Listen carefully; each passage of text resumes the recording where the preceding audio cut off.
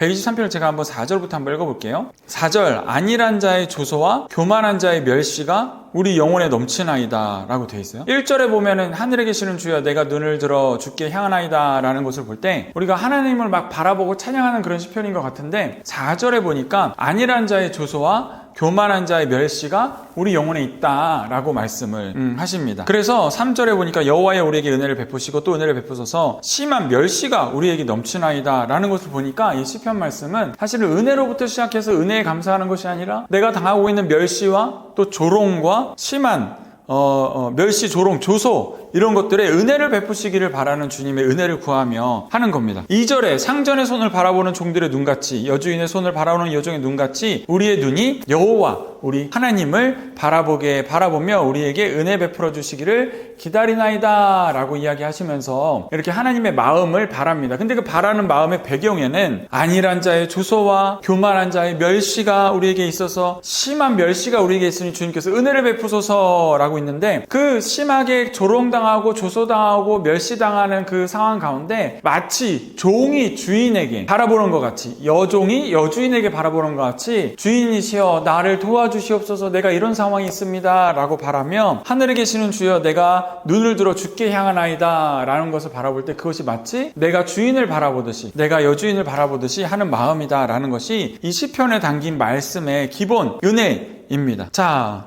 신앙을 사모하는 성전을 사모하는 신앙인이 세상에서 겪는 현실에 대해서 이야기를 해요. 근데 이 시편 123편은 122편이랑 이어서 우리가 봐야 되는데 122편에는 어떤 장면이 나오냐면요. 성전의 견고함과 아름다움이 나와요. 이 성전은 바로 우리를 얘기합니다. 우리가 얼마나 견고하며 얼마나 아름다우며 주께서 힘을 주며 주께서 도우시는 성전입니까? 라는 감사 찬양시가 있으면서 그 감사함으로 능력 있는 성전으로 주님의 말씀이 임하는 성전으로 살아가는데 그 살아가는 와중에 세상에서는 멸시당하고 조소에 휩싸이고 조롱당하는 일들이 있는 것이 바로 이 오늘 우리가 보는 모습입니다. 시편 122편과 123편을 그래서 이어서 읽어야 돼요. 저는 특별히 이 팀 켈러 목사님의 신앙을 참 좋아하는데 그가 이야기한 팀 켈러 목사님의 해석이 굉장히 현실적이에요. 그리고 도시적이에요. 무슨 말씀이냐면 도시를 살아가는 성전된 우리로서 현실을 살아가는 성전된 우리로서의 모습을 많이 신학적으로 해석하며 그것을 말씀 안에 적용을 하여 많이 풀어냈을 때 많은 사람들이 위로와 힘과 현실을 제대로 바라보는 것을 느꼈다라는 거죠. 오늘 이 말씀도 그런 신학적인 해석 바탕 위에서 이야기를 하려고 해요. 이 팀 켈러 목사님의 일과 영성이라는 책이 있는데 제가 그 책을 보고 이 교회 울타리 안에 머물러 있는 것을 뿌리치고 사회로 뛰쳐나왔던 그런 또 일이 있는 그겁니다. 그래서 이 현실 가운데 이 현실에 뿌리 박힌 영성으로서 우리가 살아가는 것 이것에 대한 말씀을 오늘 보려고 합니다. 그래서 시편 122편과 123편을 이어서 이야기할 때는 성전으로서 은혜도 받고 감사도 있고 삶이 참 은혜로 넘쳐나지만 그 삶으로 살아가는 우리 도시적인 삶 속에서는 우리의 생업의 현장에서는 때론 그리스찬으로서 성전이지만 멸시받고 조롱받는 그런 현실들이 있더라라는 것입니다. 그러나 하나님께서 주시는 은혜는 그 성전 가운데 임하기 때문에 그럼에도 우리가 은혜가 있다라는 것이지요. 자, 한번 살펴볼게요. 오늘 우리 교회는 건물 자체가 아니라 하나님과 함께하는 공동체 그리고 우리 한 명 한 명을 이야기합니다. 그리고 이 진정한 견고함과 아름다움은 하나님의 임재하심에서 나오는 거예요. 그래서 우리가 성전으로서 하나님의 임재가 있는 사람들이다라는 것과 또 성전을 사모하는 신앙인이 겪게 되는 이 도시 안에서 이 생활 안에서 살아가는 조소와 멸시를 보게 되는데 현대사회는 종교적인 이 확신과 믿음을 대해서 굉장히 뒤떨어진 것으로 이야기하기도 합니다. 비웃고 마치 그것은 세상과 맞지 않는 철학을 추구하는 사람인 것처럼 이야기하기도 합니다. 그리고 그런 가치관을 때로는 세상 사람들이 살아가는데 구분짓는 건 아니지만 배타적이다라고까지 이야기를 하는 거예요. 수용적이지 못한 면까지. 자, 그래서 이 단순히 피해의식으로 우리가 볼 것이 아니라 기독교가 가진 반문화적 정체성, 이 문화적인 것을 반대로 살아가는 역전하며 살아가는 성도들의 이 정체성을 두고 반문화적 정체성이다 이야기를 해요. 자, 이렇게 쉽게 얘기하면 사람들이 세상적으로 맞다 하는데 그리스도는 아니라고 하는 거예요. 세상적으로는 성공이 먼저라고 하는데 우리는 구원이, 거룩함이, 섬김이 먼저다라고 이야기하는 거예요. 근데 그것이 정말 우리의 삶 가운데서 어떻게 승리의 삶으로 이어지는지 오늘 말씀의 적용을 통해서 한번 보도록 하겠습니다. 자, 교회를 사랑한다고 할 때 사람들은 왜 낡은 것, 옛날 것, 고리타분한 것, 세상에 맞지 않는 것을 붙들고 있느냐라는 이야기를 할 때가 있죠. 그러나 그런 것들은 오히려 우리가 하나님을 더 바라보게 됩니다. 왜냐하면 이 가운데 진짜 우리는 은혜를 받고 살아가고 있고 우린 그런 은혜를 사모하는 충만한 사람들이기 때문에 그렇습니다. 123편 1절이 그래서 굉장히 중요합니다. 하나님이 하늘에 계시는 주여 내가 너를 들어 주께 향하나이다 라는 것에서 우리가 이 하늘에 계신 주여라고 하는 것에서 공간을 분리해서 생각하면 안 돼요. 이 공중에 이 하늘에 온 세계에 계신 주여 내가 주를 바라봅니다 라고 봐야 하는 거예요. 천국이 죽어서 가는 겁니까? 이 땅 가운데 우리가 누려야 될 하나님의 은혜입니까? 둘 다 맞습니다. 죽어서 가는 천국 맞고 우리가 이 땅 가운데서 누리는 하나님의 임재와 능력을 누리는 거로서 하나님의 나라도 맞습니다. 자, 우리의 문제를 단순히 우리가 힘들게 살아가는 것, 고난 가운데 살아가는 것을 이 팀 켈러 목사는요, 단순히 죄로 인한 실패로 여기는 것이 아니라 우리의 의존 문제로 합니다. 무엇을 의존하느냐의 문제다. 실패는 결국 하나님 말고 다른 것을 의존하였기 때문에 얻어진 결과다. 그것이 죄다라고 이야기를 하시는 거예요. 그래서 우리가 의존해야 될 것은 세상의 성공이나 세상의 방법이 아니라 하나님의 원리, 하나님의 나라의 뜻이라고 봐야 된다는 거예요. 하나님 나라의 원리는 하나님께서 이 세상을 창조하신 원리예요. 우리가 얻고자 하자면 먼저 주어야 되는 것, 이게 원리입니다. 제가 말씀드린 원리는 죄 짓는 자가 천국 가고 죄 짓는 자가 지옥 가고 믿는 자가 천국 간다는 이야기가 아니라 하나님의 공의는 그것도 맞지만 제가 말씀드리는 공의는 이 하나님의 만물이 창조하신 공의를 말해요. 산소와 같이 모든 믿으나 믿지 않으나 적용되는 주님의 창조 원리, 태양이 믿는 자나 믿지 않느냐 다 그 혜택을 입고 살아가는 그 원리, 세상에 하나님께서 만들어주신 물이, 하늘이, 땅과 바다가 믿는 자나 믿지 않는 자나 다 그 혜택을 받아가고 살아가는 그것이 바로 저는 공의라고 지금 말씀드리는 겁니다. 이 공의에는 자연 만물의 창조 원리도 있지만 물질, 시간, 정신의 순환 원리도 하나님께서 만드신 거예요. 자, 물질 순환합니다. 에너지거든요. 우리가 주면 돌아옵니다. 주고자 하는 자가 얻게 될 거다라는 주님의 말씀 순환의 원리, 기버스 개인이죠. 이게 있고 또 정신, 지혜, 우리가 지식과 지혜를 다른 사람에게 나눌 때 우리가 그것들은 오는 것, 또 시간, 우리가 시간을 다른 사람들에게 있어서 시간을 앞당기게 해주면 세월을 앞당기면 우리도 세월을 앞당기는 원리가 되는 것. 이것도 공의의 굉장히 큰 한 부분이에요. 그리고 이 물질 세계, 우리가 보지 못하는 영적인 세계에도 이런 원리들이 적용이 됩니다. 그래서 우리가 돈을 에너지로 생각할 때, 시간을, 정신을 에너지로 생각할 때 그것을 안 좋은 곳에 흘려보내잖아요. 그러면 안 좋은 에너지로서 나에게 돌아옵니다. 이게 공의라는 거예요. 여러분, 해가 뜨는 게 우리가 뭔가 수고해서 노력해서 되나요? 그렇지 않습니다. 우리가 안 좋은 에너지를 흘려보내는 게 그것이 돌아오는 것이 주님께서 내가 나쁜 짓 했으니까 꼴밤 때리는 의미로 그렇게 딱 해주시는 게 아니라 이 세상에 만든 세상의 원리가 안 좋은 것, 죄된 것, 선하지 않은 것, 우상 섬기는 것, 주님께 없는 것으로 흘러나가게 되면 그것에 대한 결과값이 오게 된다는 거예요. 그게 원리고 공의입니다. 여러분, 이 말씀을 깊이 깨달으시길 예수님을 축복합니다. 그래서 우리가 주님의 말씀대로 살아갈 때 승리할 수 있는 겁니다. 근데 그것을 우리의 집착하는 마음, 탐심하는 마음, 또는 기복적인 마음들이 흘러 들어가면 결국 그것이 나에게 인색하는 마음, 베풀지 못하는 마음, 이런 마음으로 돌아오게 되는 것이죠. 자, 세상의 멸시를 받는다라고 시편 기자는 표현합니다. 세상 기준에는 맞지 않아 보이는 것들이 있거든요. 그러나 주님께서는 이러한 것들을 살아가는 사람들에게 시편 122편의 은혜를 주신 것처럼 주님의 말씀이 임하고 주님의 능력이 임하는 사람으로 거듭나게 해주신다라는 말씀입니다. 팀켈러 목사님이 말씀한 기독교 반문화적 정체성에 대해서 조금 더 이야기를 해볼게요. 자, 세상의 가치관과는 본질적으로 다른 정체성을 살아가는 것을 반문화적인 정체성을 가지고 있다라는 겁니다. 자, 요한복음 15장 19절에 나와 있어요. 너희가 세상에 속하였으면 세상이 자기의 것을 살아갈 것이나 너희는 세상에 속한 자가 아니다라는 것이에요. 세상과 분리돼서 살아가는 게 아니라 세상의 방법대로 살아가지 않는다라는 겁니다. 자, 그리스도는 세상의 가치체계에 속하지 않아요. 하나님 나라의 가치에 속합니다. 하나님을 사랑하고 이웃을 사랑하는 것에 그렇습니다. 또 빌립보서 3장 20절에도 말씀하세요. 우리 시민권은 하늘에 있다. 세상 가운데 살아가있지만 소속은 하나님 나라에 있기 때문에 하나님의 말씀과 방법대로 살아갈 수 있는 거죠. 왜 우리는 반문화적인가? 세 가지 차원으로 한번 이야기를 해보겠습니다. 정체성의 차원에서, 정체성에서 우리는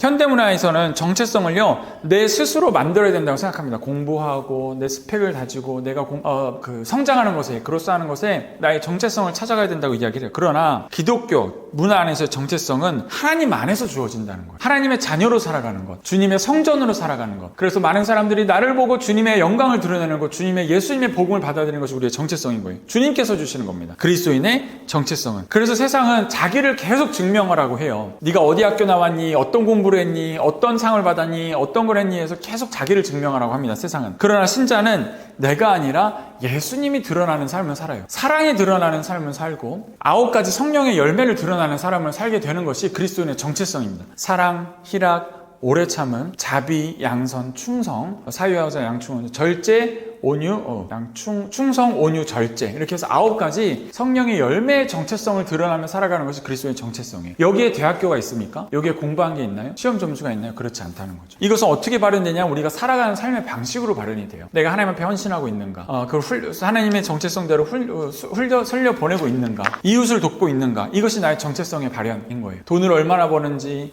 학교를 어디 나왔는지, 세상은 그걸 계속 증명하라고 하죠. 그러나 우리의 정체성은 주님께서로부터 오는 사랑, 그리고 그 사랑을 표현하는 일이 바로 정체성입니다. 그래서 우리 교회 안에서 인정받아야 될 것은 스펙이나 학교나 점수가 아니라 그가 얼마나 하나님을 사랑하고 이웃 사랑하는 실천하고 있는지, 그게 바로 우리가 인정으로, 감사로 우리가 같이 받아야 되는 정체성 중에 하나이기 때문에 그렇습니다. 자, 가치에서 다릅니다. 현대 문화에서는요, 힘, 성공, 자기실현, 자유를 최고의 가치로 여깁니다. 특히 성공을 최고의 가치로 여기죠. 그러나 우리 기독교 문화 안에서는 섬김이 최고의 가치고, 자기 부인, 나의 나된 것이 드러나는 것이 하나님의 성품이 드러나는 것을 최고의 가치로 여기고요. 십자가의 길을 따르는 것, 그것을 최고의 가치로 따릅니다. 십자가의 길을 따른다고 해서 모든 것을 다 희생하고 내놓으라는 말씀이 아니에요. 그게 얼마나 영광된 일이고 세상을 이기는 힘인지를 우리가 알아야 됩니다. 자, 예수님은 권력을 버리시고 십자가에서 죽으셨습니다. 세상은 손해본 것처럼 이야기하지만 우리 기독교 크리스찬 문화 안에서는 손해 속에서 생명을 본다는 점에서 이 반문화적입니다. 그리고 우리는 소속감에 대해서도 반문화적인 정체성을 가지고 있어요. 현대 문화는 나는 나의 주인은 누구라고 얘기하면 나라고 얘기합니다. 내가 내 삶의 왕이라고 이야기해요. 그러나 오늘 우리의 크리스찬 문화 안에서는, 기독교 문화 안에서는 예수님이 우리의 왕이시고 우리는 그 가운데 부름받은 속한 백성, 우리 소속감이 다르다라는 겁니다. 팀 켈러 목사님은 뉴욕에서 활동하던 사람이에요. 세상의 문화와 그리고 금융과 모든 것에 절정이 있는 그 도시에서 이 세상 방법대로 살지 아니하고 주 예수 그리스도의 방법대로 살아가는 것이 맞는 방법과 성공하고 승리하는 방법임을 이야기하였던 분입니다. 그래서 정리하면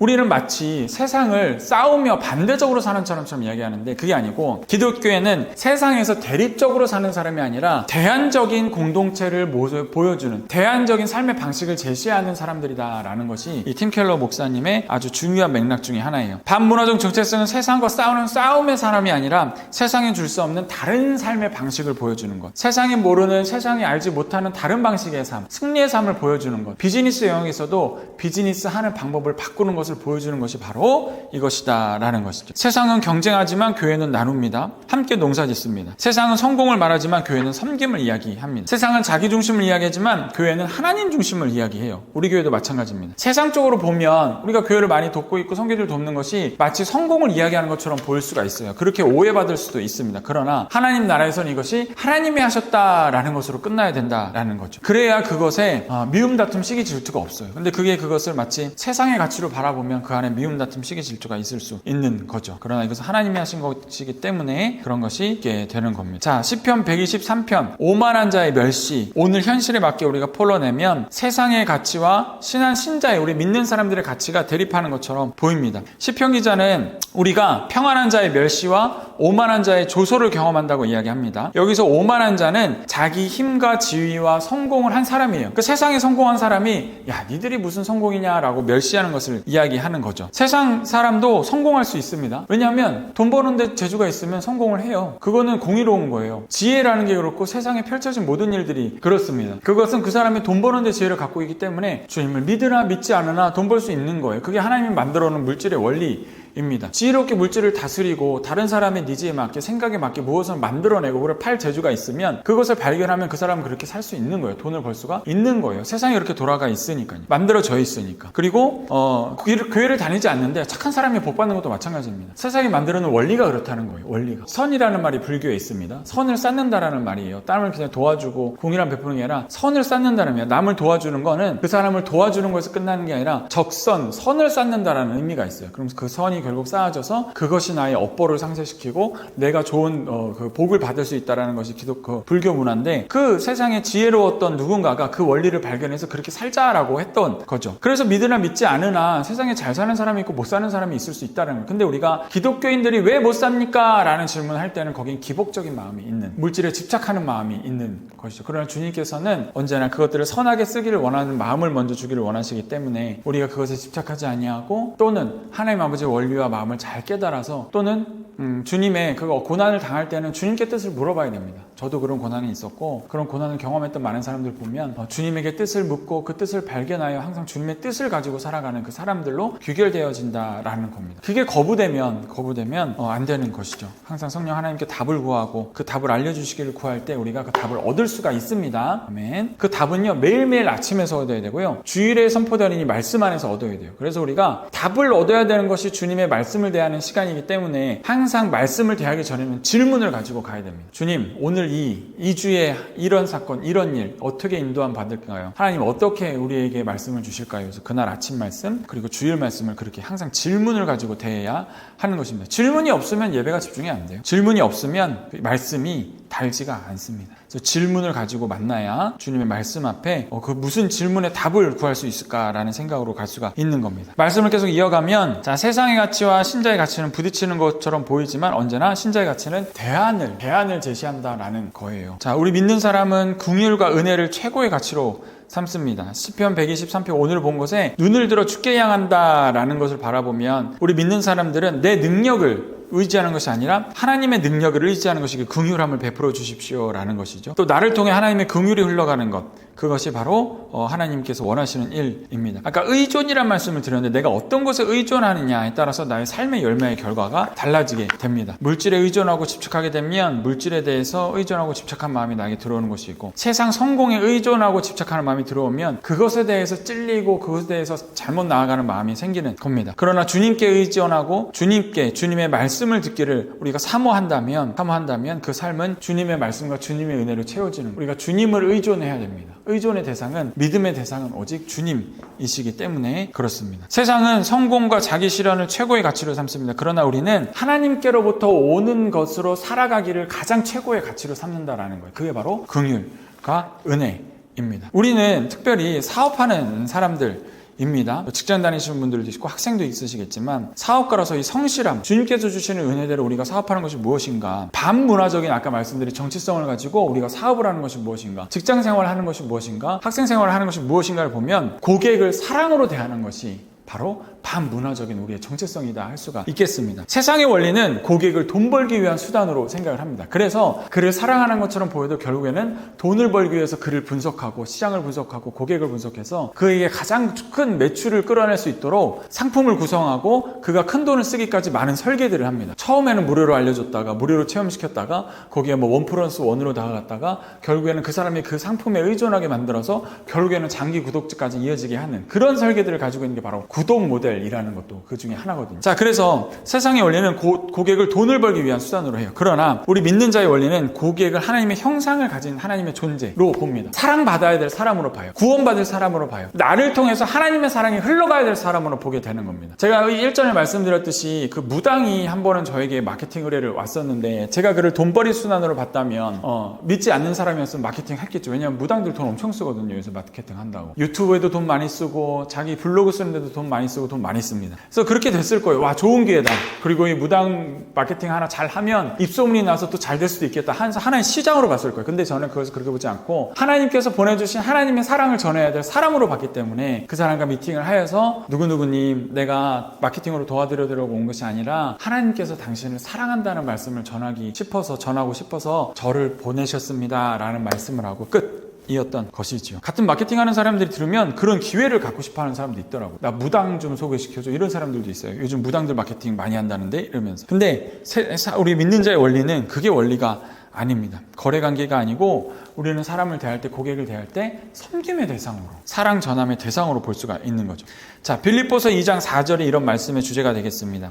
각각 자기의 일을 돌볼 뿐더러 또한 각각 다른 사람의 일을 돌보자 라는 것이죠. 자, 반문화적인 모습, 그리스도 안에서 우리가 이 성공, 거룩을 선택할 때 반문화적인 모습은 이제 거룩함으로 이야기하겠습니다. 거룩함을 선택할 때 우리가 얻는 것이 무엇이냐?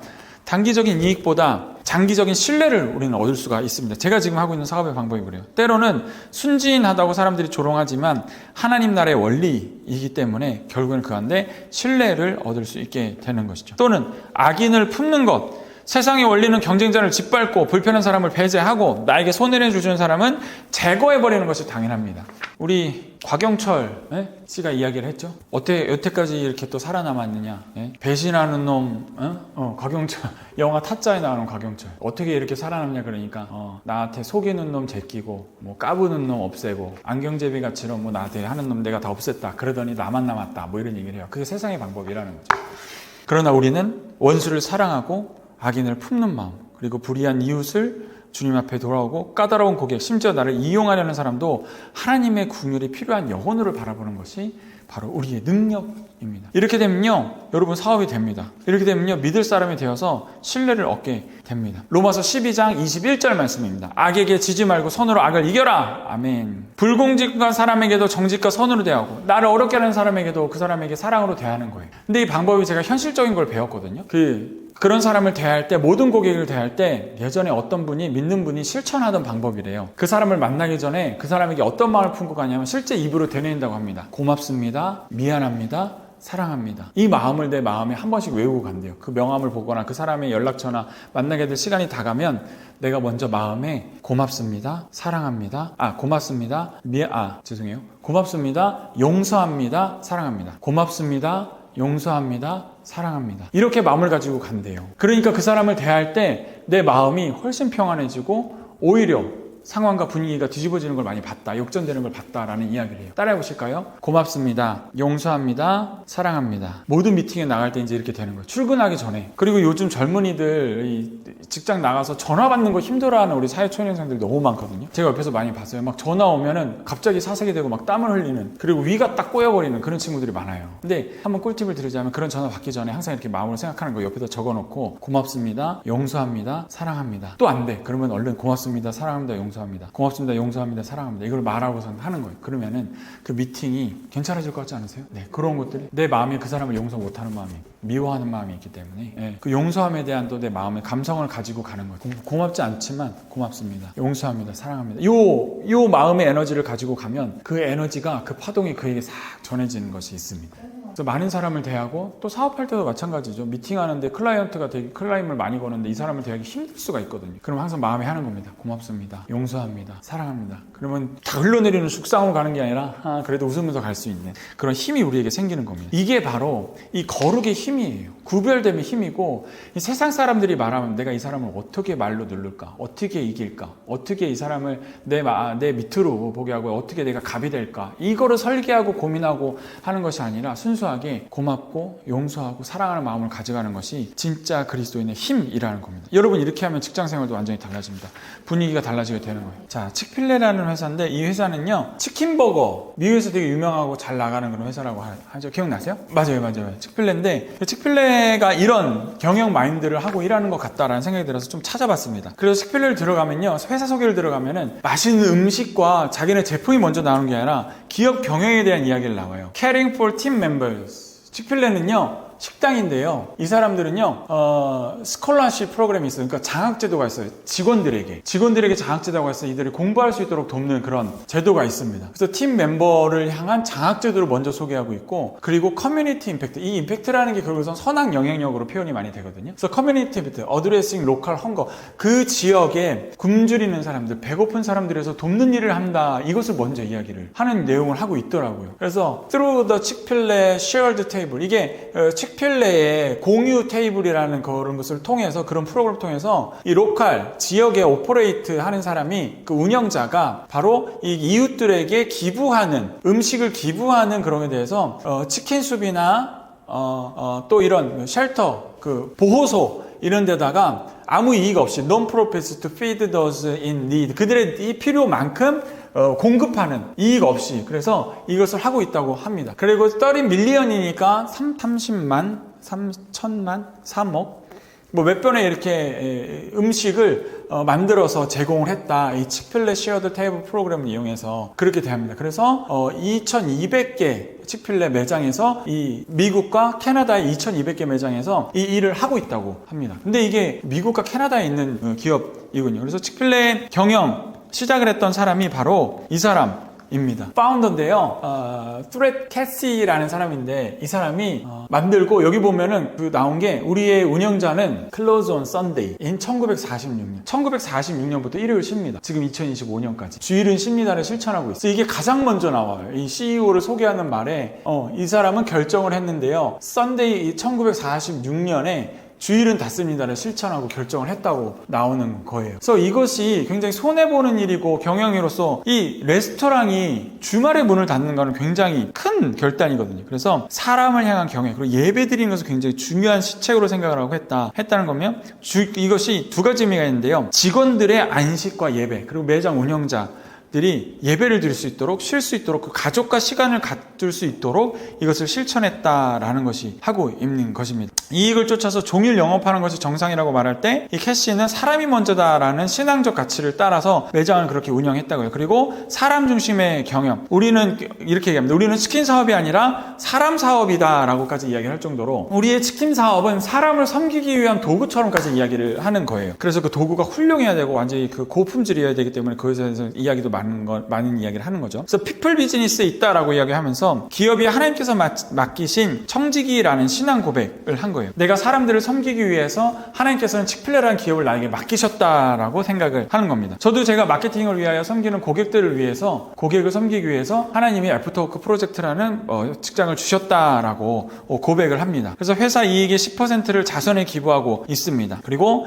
이윤을 최고로 가치 삼는 문화 속에서 수익의 일부를 이웃과 공동체를 위해 사용하는 것 이것이 바로 세상은 이야기하지 않는 결국 손해이고 그것이 무료이고 다 비용이거든요. 그것을 줄여야 되는 게 세상 논리인데 이분은 그것을 실천하고 있다라는 것이죠. 이것을 아는 마음에 주님께서 이게 축복을 주시고 은혜를 주셨다라는 겁니다. 그리고 이들이 장학재단까지 만들었어요. 윈쉐이프라는 장학재단에서 1984년에 설립됐습니다. 좀 신기한 건 제 태어난 날짜와 같아요. 갑자년 1984년에 캐시와 그 부인이 설립한 윈쉐이프 장학재단은 장학금과 여름 캠프 그리고 가정사역 그리고 위탁가정까지 운영하고 있습니다. 고아들을 위해서 위탁가정을 운영하면서 수많은 아이들을 돌봤다고 해요. 그래서 1973년부터 직원들에게 대학교 장학금을 지급하고 있는 아까 그거 보셨죠? 멤버들을 위한 장학 프로그램 그런 것들이 있더라라는 겁니다. 자, 그는 또 기업인으로서는 굉장히 성공했어요.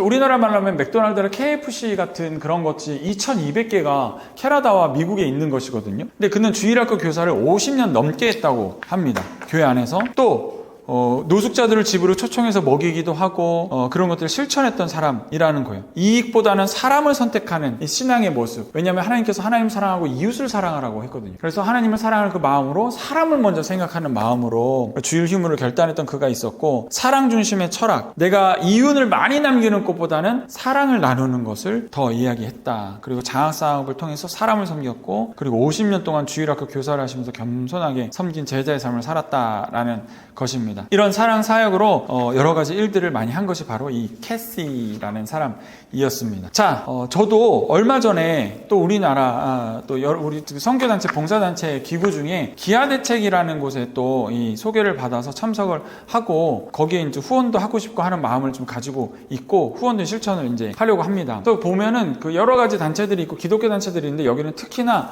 떡과 복음을 전하는 기아대책이라는 그것을 슬로건으로 걸고 해요. 그래서 컴패션이랑 좀 다른 거는 컴패션은 봉사 위주고 사역도 현지에 또는 믿지 않는 NGO 또 사회 단체들과 많이 협력을 해요. 근데 기아대책은 반드시 현지에 계신 선교사님과 함께 일을 합니다. 현지에 계신 뭐 국가기관의 누구 봉사단체나 이런 것이랑 협력하는 게 아니라 현지에 계신 선교사님을 후원함으로 그 선교사님이 그 일을 할 수 있도록 후원하는 그 프로그램을 가지고 있는 게 그게 메인인 게 이게 바로 기아대책이에요. 그래서 떡과 물질이 가는 곳에 반드시 복음이 같이 들어가야 된다라는 가치를 가지고 있어서 떡과 복음이라는 것을 전한다라고 이야기를 하는 것이 바로 기아대책의 이름입니다. 자, 첫 창립자는 아까 그 캐시를 보다 보니까 제가 찾아봤는데요. 초대회장 최태섭 장로님이 1989년에 기아대책을 세웠는데 이 기아대책이라는 것은 결국에는 미국에 있는 그 기관을 본따서 만든 것이기 때문에 1989년에 이제 원조 받는 나라에서 남을 돕는 나라로서 이제 바뀌면서 이것이 시작이 되었습니다. 그래서 생명의 양식, 뭐 저금통, 뭐 이런 활동도 많이 했는데 지금은 또 선교사님들과 많이 협력을 해서 하고 있는 것이 바로 이 국제 구호 단체로서의 기아대책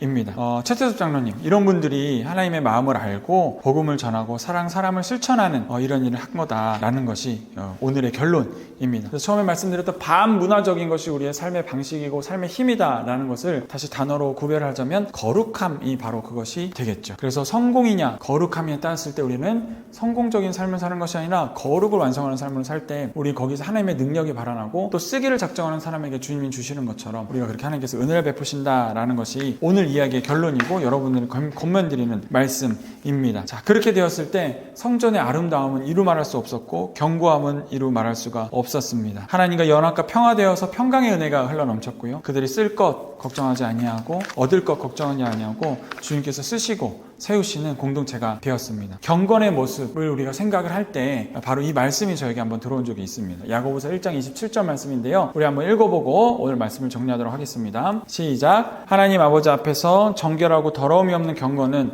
곧 고아와 과부를 그 환난 중에 돌보고 또 자기를 지켜 세속에 물들지 아니하는 그것이라. 아멘. 경건이라는 것을 생각할 때 저는 이 말씀의 은혜를 깨닫기 전에는 뭘 생각했냐면 말씀 잘 보고 기도 열심히 하고 헌금 잘하고 교회 봉사하고 이것이 경건인 줄 알았어요. 그리고 세상에 나가서 술 먹지 않고 담배 피지 않고 안 좋은 데서 안 가는 것, 그것이 경건인 줄 알았습니다. 이 두 번째만 경건인 줄 알았던 거죠. 세속에 물들지 아니하는 것만 경건인 줄 알았습니다. 근데 우리가 이 세속에 물드는 거는 정결하지 않고 더러운 것으로 우리가 인식을 해요. 근데 여기서는 뭘 하나 또 중요하게 얘기하시냐면 더러움이 없고 정결하고 더러움이 없는 경건은 곧 고아와 과부를 그 환난 중에 돌보는 것이 경건이다라고 말씀을 하십니다. 경건은 마치 하나님 앞에 영광 돌리고 예배드리는 것인 줄 알았는데 고아를 환난 중에, 과부를 환난 중에, 그러니까 세상에 가장 약한 사람들을 이야기하는 거예요. 이런 사람들을 딱 지칭해서 얘기하는 것이라기보단 세상에 가장 환난을 당하고 어려움 당하고 있는, 주님을 몰라서 방황하고 있는 이 사람을 돕는 것, 이 사람을 구원하는 것이